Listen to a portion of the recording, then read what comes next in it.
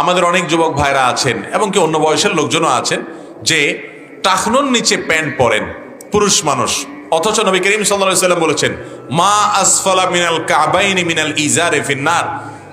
যারা টাকনুর নিচে লুঙ্গি পরে বা এই লুঙ্গি জাতীয় পোশাক, লুঙ্গি জাতীয় পোশাক বলতে যেগুলো উপর থেকে ঝুলে নিচের দিকে যায়, যেমন চাদর, জুব্বা, প্যান্ট, পায়জামা, লুঙ্গি, এগুলো যদি টাকনুর নিচে চলে যায় পুরুষেরটা, তাহলে ওই অংশ জাহান্নামে যাবে।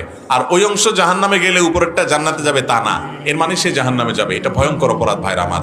কোন কোন হাদিসে ইজার শব্দ থাকলে অন্য হাদিসে এটা নাই। মা আসফালাল কাবাইনি ফাফিন্নার আছে, টাকনুর নিচে যা যাবে, অর্থাৎ উপর দিক থেকে যেগুলো নিচের দিকে যায় এরকম কিছু থাকলে এটা জাহান্নামে যাবে।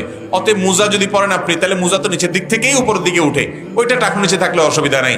অনেক সময় দেখা যায় মোজা এবং পায়জামা একসাথে অ্যাটাচ থাকে, বাচ্চাদের থাকে, অনেক সময় ডিউটিতে বড়দেরও থাকে, এগুলো ভিন্ন কথা। বাট উপর থেকে যেগুলো গেছে চাদর, লুঙ্গি, প্যান্ট, পাজামা, জুব্বা, অনেকে আরাবিয়ানদেরকে দেখে যে আরব দেশের মানুষরা ইয়া লম্বা লম্বা জুব্বা পরে, মাথায় কত সুন্দর একটা রুমাল, একটা